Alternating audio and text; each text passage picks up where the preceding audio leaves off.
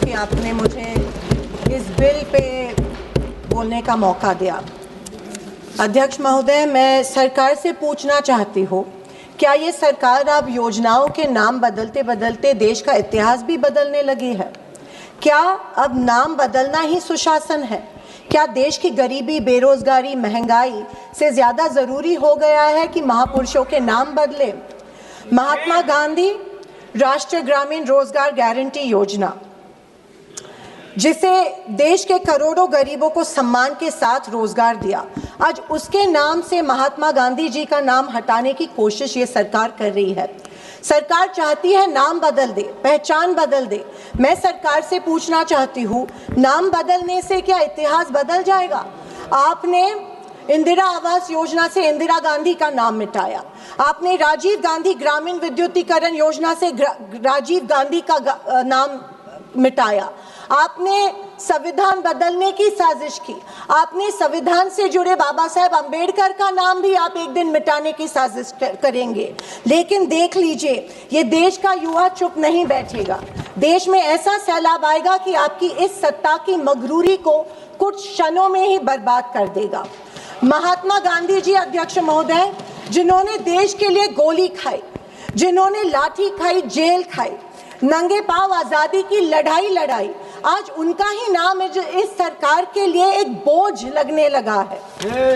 अध्यक्ष महोदय, लेकिन सुन लीजिए, ये देश किसी पार्टी का नहीं है, किसी सरकार का नहीं है, ये देश शहीदों का देश है और शहीदों का नाम सरकारें नहीं मिटा सकती है। महात्मा गांधी, पंडित नेहरू, इंदिरा गांधी, राजीव गांधी, डॉक्टर अंबेडकर जी, ये केवल नाम नहीं है, देश की आत्मा है, ये हमारी आत्मा है। अध्यक्ष महोदय, जब नाश मनुष्य पर छाता है, पहले विवेक मर जाता है। अध्यक्ष महोदय, पीएम मोदी जी ने एक बार इसी सदन में मनरेगा को बदनाम करते हुए इसे गड्ढे खोदने वाली योजना बताया गया था, जिसे आजीविका बनाए रखना और ग्रामीण गरीबी से लड़ने के लिए बनाए गए इस ऐतिहासिक अधिकार आधारित योजना और कानून के महत्व के बारे में इनकी सीमित सोच जो है वो पता चलती है। अध्यक्ष महोदय, गरीबों के खिलाफ मोदी सरकार ने बजट में कटौती की।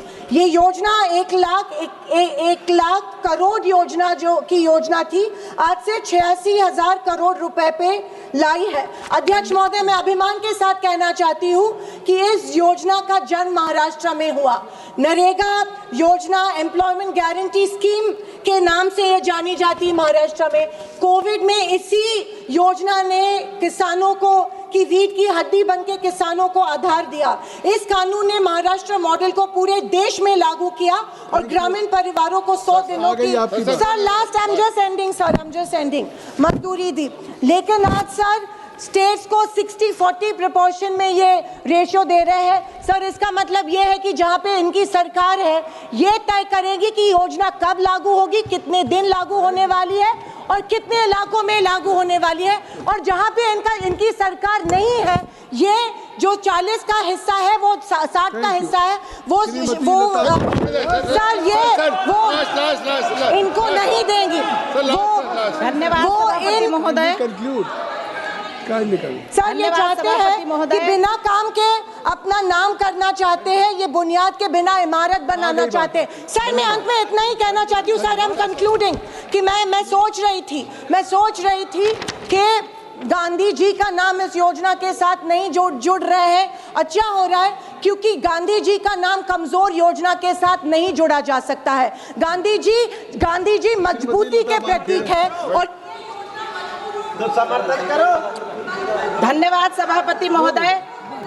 मैं आज इस पवित्र सदन में केवल एक विधेयक का समर्थन करने के लिए नहीं खड़ी हुई हूँ, बल्कि मैं आज उस ग्रामीण भारत की आवाज बनकर खड़ी हुई हूँ जिसने दशकों तक मेहनत की, परंतु योजनाओं की सीमाओं में बंधकर